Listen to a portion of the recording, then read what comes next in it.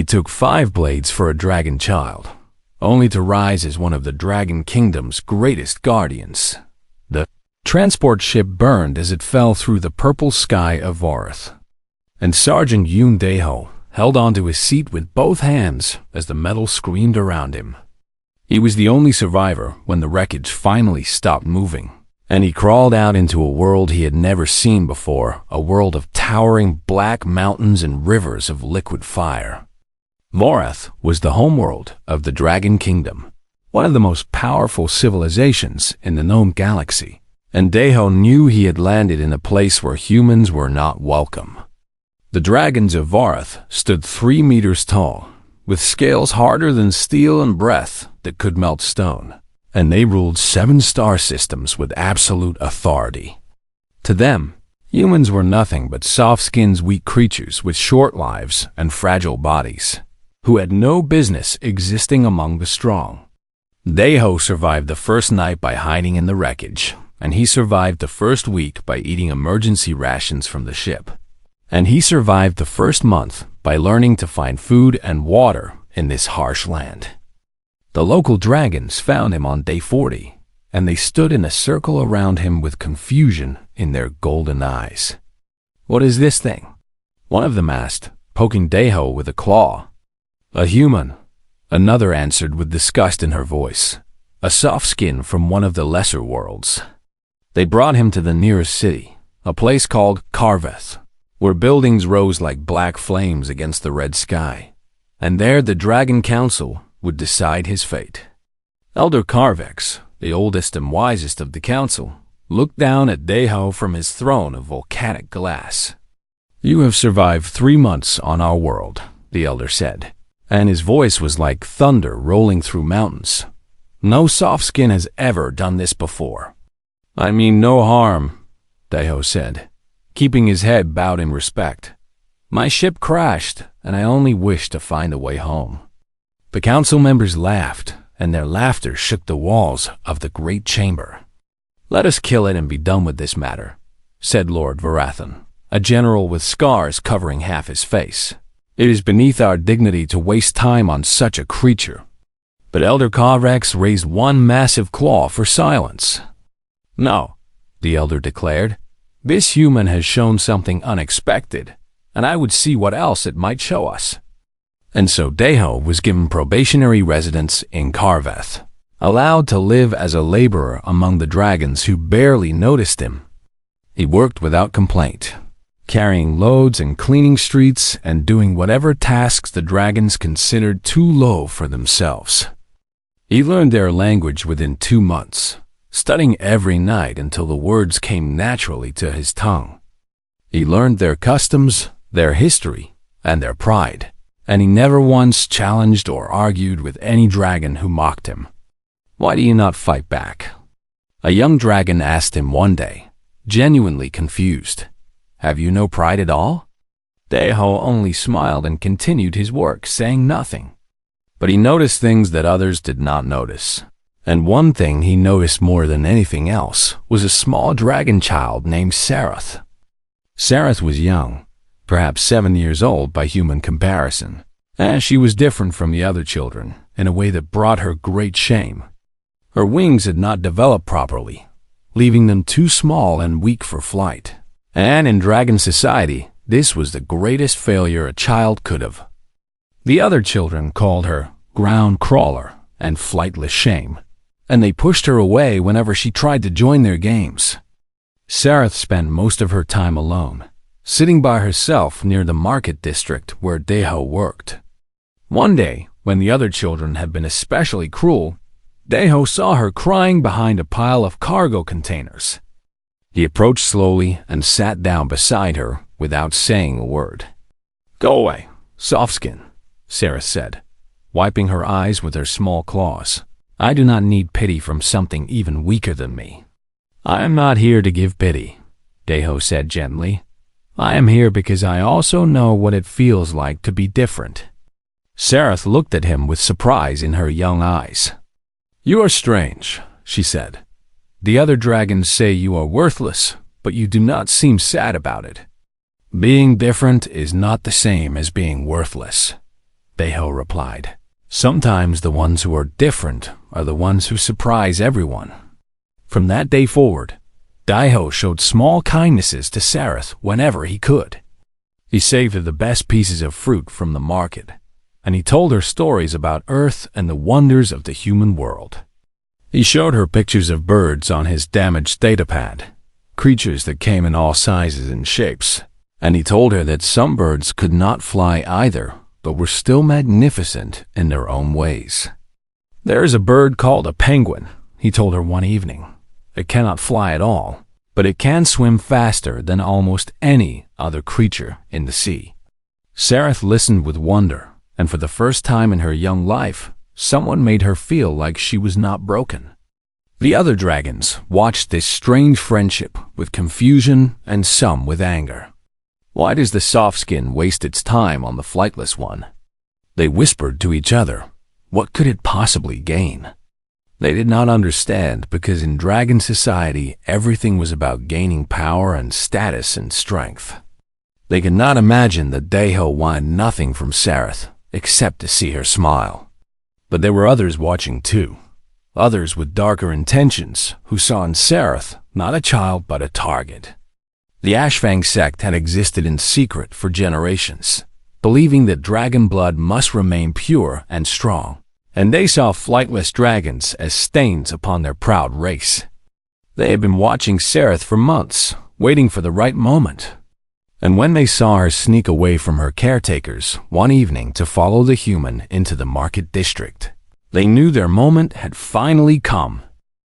The night air of Karveth was warm with the heat rising from the volcanic vents beneath the city, and Daiho walked through the outer market district with his mind lost in thought.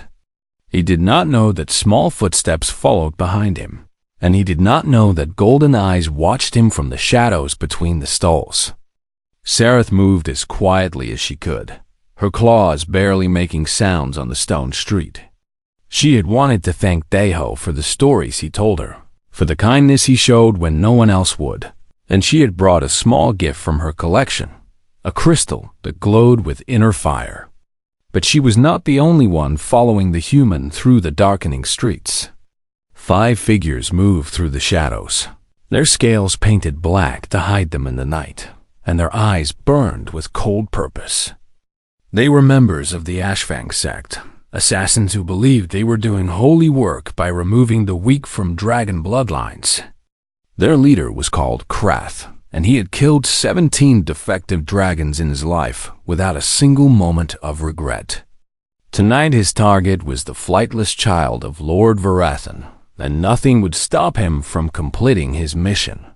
Daiho turned into a narrow alley between 2 tall buildings, taking a shortcut back to his small quarters near the labor district. He stopped when he heard a small cry behind him. Turning around, he saw Sareth standing at the entrance of the alley with fear spreading across her young face. "Sareth?" Daiho said with surprise. "What are you doing here alone at night?" But before Sareth could answer, 5 dark shapes dropped from the buildings above and landed in the alley. They surrounded the human and the child in seconds, blocking any hope of escape. Krath stepped forward, and his smile was cruel beneath his black-painted scales. "The flightless shame and the soft skin together," he said with amusement. "This will be even easier than I expected." Sareth pressed herself against Daiho's leg, trembling with terror. "Please," she whispered. "Please, I do not want to die." Daiho looked at the 5 assassins, at their curved blades and their merciless eyes, and he knew that he had no chance against them in a fight. They were dragons stronger, faster, and deadlier than any human could ever be. But he also knew that he would not step aside. "Move away from the child, soft skin," Krath commanded. "This does not concern your kind." Daiho did not move. "I said move." Krath growled, taking a step closer. "No," Daiho said, and his voice was calm and steady. The assassins looked at each other with confusion. "Do you not understand what we are?" One of them asked. "We will cut through you like paper." "Perhaps you will," Daiho replied, positioning himself between Sareth and the assassins. "But I will not step aside." Krath laughed, and it was a cold and empty sound. "Foolish creature," he said. "You will die for nothing, and then the child will die anyway." "Then I will die," Deho said simply, "but not before I make you work for it." He had only one weapon, a small market knife. He used for cutting rope and opening packages, and he held it before him with both hands. Krath attacked first, his blade sweeping toward Deho's chest. Deho twisted to the side, but the blade still cut deep across his ribs, and blood began to flow immediately. He did not cry out, and he did not fall. Instead, he pushed forward and slashed at Krath's face with his small knife. The assassin pulled back in surprise as the blade left a thin line across his snout. "The soft skin cut me," Krath shouted with disbelief. "Kill him now." The second assassin stabbed Deho through the shoulder, and the third cut him across the back. Deho stumbled but kept his feet, still holding his position in front of Sereth. The fourth blade pierced his side, and the fifth opened a wound across his thigh. 5 blades, 5 wounds, and still the human refused to fall. Blood poured from his body and pooled on the stone beneath his feet, but his eyes remained focused on the assassins before him. "Why?" Krath demanded, genuinely confused now. "Why do you not run or beg for your life?" "Because she is a child," Deho answered, his voice growing weaker, "and there is no other choice." He swung his knife again, forcing the assassins to step back, buying one more second and then another. Sereth screamed, a high and piercing cry that echoed through the streets of Karveth. Lights appeared in windows, and voices called out in the darkness. "Someone comes," one of the assassins warned. "Finish them quickly," Krath ordered. But it was too late. Dragon guards appeared at both ends of the alley, drawn by the screaming of a child. The assassins fled into the shadows, disappearing over the rooftops before the guards could reach them. Krath was the last to go, and he looked back at Deho with something almost like respect in his eyes. "You should have died already, Softskin," he said. "Perhaps there is more to your kind than I knew." Then he was gone. Deho remained standing for 3 more heartbeats, his body swaying like a tree in the wind. Then his legs gave out and he collapsed to the ground.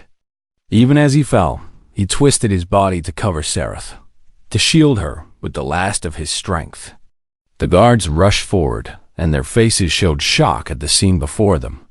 A human, more blood outside his body than in, had fought 5 dragon assassins to protect a child. "Get the healers," someone shouted.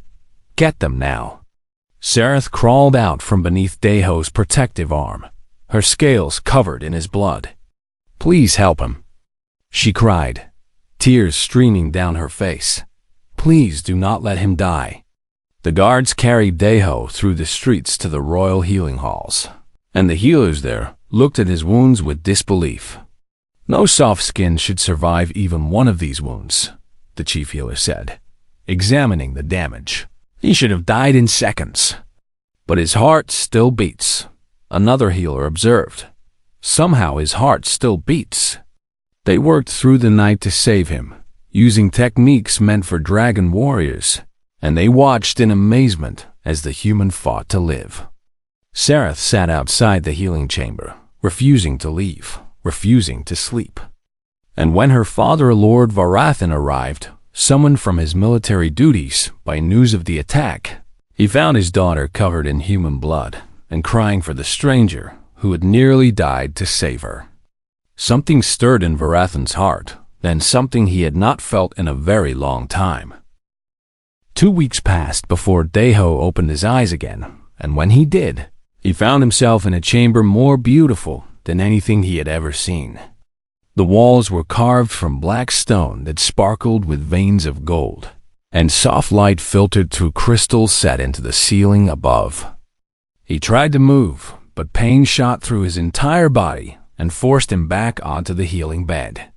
"Do not try to rise yet, Softskin," a gentle voice said. "Your wounds are not fully healed." Daeho turned his head and saw Sereth sitting beside his bed, her golden eyes watching him with concern and something else, something that looked like love. "You have been sleeping for 14 days, Sereth said. "The healer said you should have died, but you did not." "I am hard to kill," Daeho managed to say, and a weak smile crossed his face. Sereth laughed a bright and beautiful sound that made the pain feel smaller. "My father says the same thing about himself," she said. "He says true warriors do not know how to die."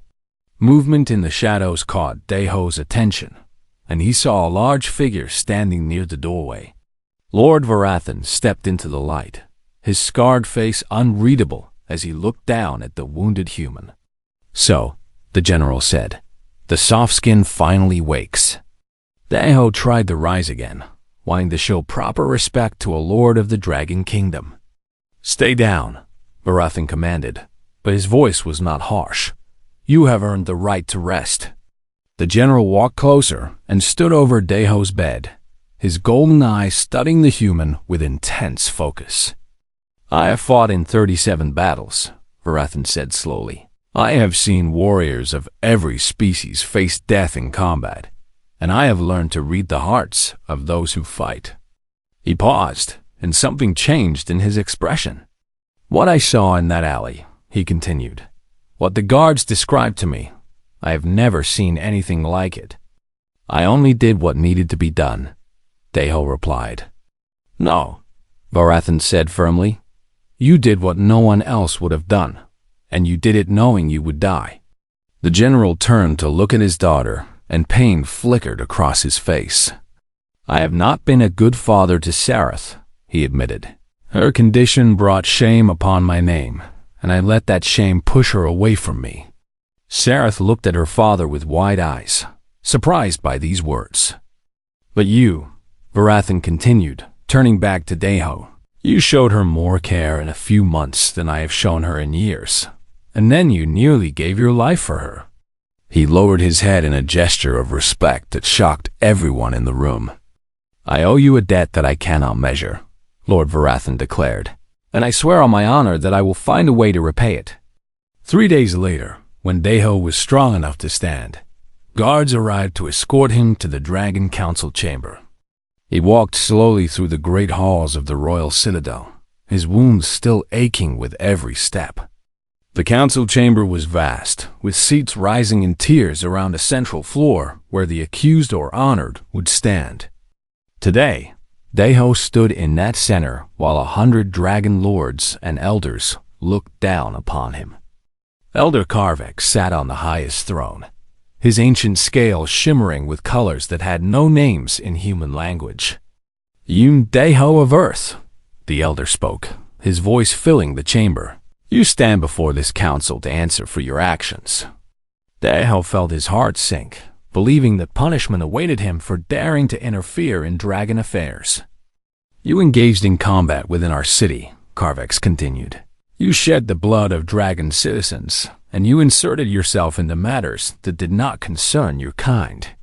Murmurs spread through the council, some agreeing and some arguing. "What do you say in your defense?" the elder asked. Daeho stood as straight as his wounds would allow and spoke with a clear voice. "I say only that I saw a child in danger, and I acted to protect her," he answered. "I would do it again without hesitation." "Even knowing you would die?" Karvex pressed. "Yes," Daeho said simply, "even knowing I would die." Silence fell over the chamber. "Tell me, human," the elder said, leaning forward on his throne. "Why did you stand against those assassins when you had nothing to gain and everything to lose?" Daeho thought about the question, searching for the right words. "Because she was a child," he finally answered. "And because protecting those who cannot protect themselves is what gives meaning to strength. And because I would rather die standing than live knowing I had walked away." The dragons stared at him, and many of them did not know how to respond. Their culture valued power and status and victory, but this human spoke of something different. Lord Varathan rose from his seat. "This human has more fire in his heart than half the warriors in this chamber," he declared loudly. I have seen dragon soldiers flee from lesser odds than what he faced. Arguments erupted throughout the council, some supporting Varathan and others dismissing his words. Elder Carvex raised his claw, and silence returned instantly. There is an ancient rite, the elder said slowly, one that has not been invoked in 3,000 years. He stood from his throne, and every dragon in the chamber held their breath. The Oath of the Emberbound was created for those rare souls who prove their fire without flame, who show the heart of a dragon within a different form. Carvex descended from his throne and walked toward Deho. Yun Deho, the elder announced, I offer you the chance to train as a guardian of the Dragon Kingdom to earn a place among our most elite protectors. Gasps filled the chamber. No non-dragon has ever been given this honor, Carvex continued, and many will say it should not be given now, but I believe that courage should be recognized wherever it is found. He looked directly into Deho's eyes. Do you accept this challenge, knowing it may kill you, knowing many will want you to fail? Deho looked up at the ancient dragon, then at Varathan, and finally at Sereth, who watched from a balcony above. I accept, he said, and his voice did not waver. The Guardian training grounds lay on the slopes of Mount Vorkith, the largest volcano on the dragon homeworld, and it was here that Deho would face the greatest challenge of his life. On his first day, he stood among 30 dragon trainees, all of them young and strong and eager to prove themselves. They looked at him with contempt, unable to believe that a soft-skin had been allowed to join their ranks. This is an insult to everything we stand for, one trainee growled. The human will be dead within a week. Commander Theric, the master of training, walked among his new students with cold evaluation in his eyes. He was massive, even by dragon standards, his scales black as coal and covered with the scars of 100 battles. When he reached Deho, he stopped and looked down at the human with something between curiosity and disgust. You are small, Theric observed. You are weak, and you have no fire, and you have no claws. Yes, Commander, Deho replied. Then how do you expect to survive training designed for dragons? Theric demanded. By finding another way, Deho answered. Theric stared at him for a long moment, then moved on without another word. The training began immediately, and it was brutal beyond anything Deho had imagined. The first exercise was combat unarmed fighting against opponents twice his size with scales that could deflect blades. Deho was thrown to the ground again and again, his body collecting new bruises with every session. The dragon trainees laughed at him, and some of them made sure to hit him harder than necessary. But Deho noticed something during those painful sessions. The dragons relied on their strength and their natural weapons, attacking in predictable patterns because they had never needed to do otherwise. He began to study their movements, learning their weaknesses, and slowly he started to adapt. Where they expected him to block, he would dodge. Where they expected him to retreat, he would slip inside their guard. He could not match their power, so he used their power against them, redirecting their attacks and using their momentum to throw them off balance. After 1 month of training, he managed to stay standing against a dragon opponent for the first time. It was only for 30 seconds, but it was 30 seconds more than anyone had expected. The endurance trials came next, and here Deho found an unexpected advantage. Dragons were powerful, but they tired quickly, their large bodies burning through energy at tremendous rates.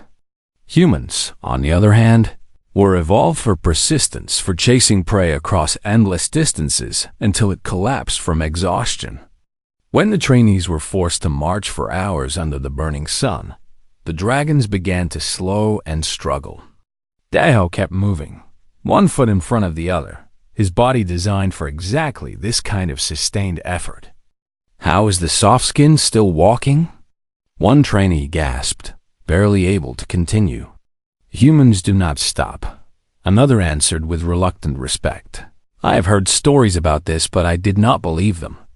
Deho did not stop, not when his legs screamed for rest, not when his lungs burned for air, not when every part of him begged to give up. Sareth watched his training from a distance whenever she could, sneaking away from her lessons to observe his progress. She saw him fail again and again, and she saw him rise every time. "Why does he keep trying?" she asked Commander Theric one day. "He knows he cannot beat them." Theric looked at the small dragon child, then at the human in the distance picking himself up from another defeat. "Because failing is not the same as losing," Theric answered slowly. "He fails, but he learns, and he comes back stronger every time." Something changed in the commander's voice, something that sounded almost like respect. Months passed, and Deho continued to improve, finding ways to compensate for his physical disadvantages. He studied dragon engineering and learned how their technology worked. He practiced with their weapons until he could use them better than many trainees. He made allies among the others lesser species who served the Dragon Kingdom workers and servants, who taught him secrets the dragons never noticed. But many trials still defeated him, and many dragons still wanted him to fail. The final test was the most dangerous of all 7 days alone in the Dead Ranges, a volcanic wasteland where temperatures could melt steel and toxic gases filled the air. Most trainees barely survived this trial. For a human without scales to protect him, it seemed like certain death. Deho entered the Dead Ranges with only basic supplies and a determination that burned hotter than any volcano. On the 3rd day, he found them, a patrol of 4 dragon warriors who had become trapped when a cave collapsed around them. They were injured and running out of air, and they had given up hope of rescue. When they saw a human approaching through the toxic mists, they thought they were hallucinating. "Impossible," the patrol leader whispered. "No soft skin could survive out here." "Save your breath," Deho said, already examining the collapsed rocks. "I am going to get you out." He worked for 2 days straight, using engineering knowledge to create supports and pathways, moving rocks with simple tools and endless patience. On the 5th day, he broke through and led the injured dragons to safety. When he finally emerged from the Dead Ranges on day 7, carrying one of the wounded dragons on his back, Commander Theric was waiting for him. The commander looked at the human, covered in burns and cuts and ash, still standing despite everything the trial had thrown at him. "You were not supposed to rescue anyone," Theric said. "The trial was about survival." "They needed help," Deho replied. "I could not walk past them."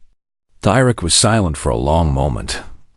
Then he placed his massive claw on Deho's shoulder. "You have passed the final trial," the commander declared. "But more than that, you have shown me what true fire looks like." He turned to address the gathered trainers and witnesses. "This human has earned his place among us," Theric announced. "He has earned his fire." 2 years had passed since a broken human crawled from the wreckage of his ship, and now Guardian Yun Deho stood on the walls of the royal citadel as the sun rose over the Dragon Kingdom. He wore the armor of a guardian black scales crafted to fit his human form, with the symbol of the ember-bound burning gold upon his chest. His assignment was the one he had requested above all others: personal protector of Sareth, daughter of Lord Varathan. Sareth had grown in these 2 years, both in body and in spirit. The flight therapy that the healers had developed was working slowly, and she could now glide short distances on her strengthened wings. More importantly, she no longer believed she was broken. "Good morning, Guardian Deho," she called out, landing beside him on the wall with only a slight wobble. "Getting better every day," Deho said with a proud smile. "Soon you will be racing the wind." Sareth beamed at his words, then grew serious. "Is it true that the Peace Summit begins tomorrow?" she asked. "Father says representatives from 3 star nations will be attending." "It is true," Deho confirmed. "The Sithrix Collective, the Moran Unity, and the Veleth Dominion are all sending ambassadors, and if the summit succeeds, it will bring peace to this entire sector of the galaxy." But Deho was worried, and he had been worried for weeks. His network of contacts, the servants and workers and lesser beings who moved unseen through dragon society, had been sending him warnings. The Ashfang sect had grown bold in recent months, recruiting new members who believed that the Dragon Kingdom was becoming weak by making peace with inferior species. Whispers spoke of a plan, a strike that would destroy the summit and plunge the region back into war. Deho had reported his concerns to Lord Varathan, and together they had increased security around the royal citadel. But the Ashfang were clever, and they had been planning for a long time. On the night before the summit, one of Deho's contacts, a small Sithric servant named Kel, came to him with urgent news. "The assassination?" Kel whispered, trembling with fear. "It is planned for tomorrow, during the opening ceremony." "Tell me everything," Deho demanded. "They have placed agents among the serving staff," Kel explained. "They will poison Elder Carvex during the welcoming feast, and when he falls, they will attack the ambassadors and blame the other nations." Deho felt cold fear grip his heart. If the Elder died and the ambassadors were killed, war would consume the entire sector. Millions would die, perhaps billions. He spent the entire night working with Varathan and a small team of trusted guardians, identifying the infiltrators and planning their response. When dawn came, they were ready. The opening ceremony began with all the grandeur the Dragon Kingdom could offer. Elder Carvex sat upon his throne of volcanic glass, with ambassadors from 3 star nations arranged before him. Hundreds of dignitaries filled the great hall, representing the hope of peace between species that had fought for generations. Deho stood in the shadows, watching every movement, every face, every gesture. He saw them, 3 servants who moved differently from the others, their eyes too focused, their hands too steady. At his signal, Varathan's guards moved to intercept them. But the Ashfang had anticipated resistance, and chaos erupted throughout the hall. Hidden assassins threw off their disguises and attacked, blades flashing in the ceremonial lights. Deho moved faster than he had ever moved before, cutting through the chaos toward Elder Carvex. He reached the throne just as an Ashfang assassin lunged toward the Elder with a poisoned blade. Deho caught the blade on his armored gauntlet and drove his fist into the assassin's face. The dragon fell, and Deho stood before the throne, defending the Elder as he had once defended Sarath. More assassins came, and Deho fought them all, his human speed and training carrying him through battles that should have been impossible. Varathan's guards rallied around him, and together they pushed the assassins back. In the end, it was Krath himself, the leader who had tried to kill Sarath 2 years ago, who faced Deho in the center of the hall. "You again," Krath growled, his scales still bearing the scar from Deho's small knife. "The soft skin who would not die." "I told you before," Deho replied, raising his blade. "I am hard to kill." They fought, dragon against human, and this time Deho was no longer a desperate man with a market knife. He was a guardian, trained in dragon combat, forged in the fires of Mount Vorkith. The battle was fierce, but in the end, Deho's blade found its mark. Krath fell, defeated by the human he had once dismissed as worthless. "You are not one of us," Krath gasped with his final breath. "You will never be." Deho looked down at the dying assassin. "I do not need to be one of you," he said quietly. "I only need to stand where I am needed."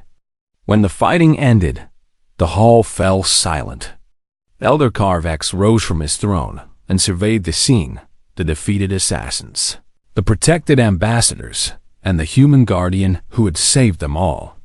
"Let the record show," the Elder declared in a voice that echoed through the hall, "that the Peace Summit of Varth was saved by Guardian Yun Deho, who has proven that the greatest fire burns not in scales, but in the heart." Later that evening, Sarath found Deho on the citadel walls, watching the stars appear in the purple sky. She landed beside him, her wings strong enough now to carry her short distances. "They are calling you something new," she said. "They call you the guardian who burns without flame."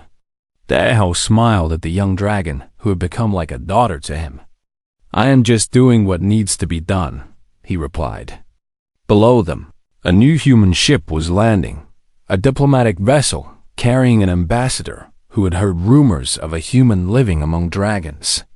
When the ambassador emerged and saw Deho standing on the walls in guardian armor, surrounded by dragons who treated him as an equal, her eyes went wide with disbelief.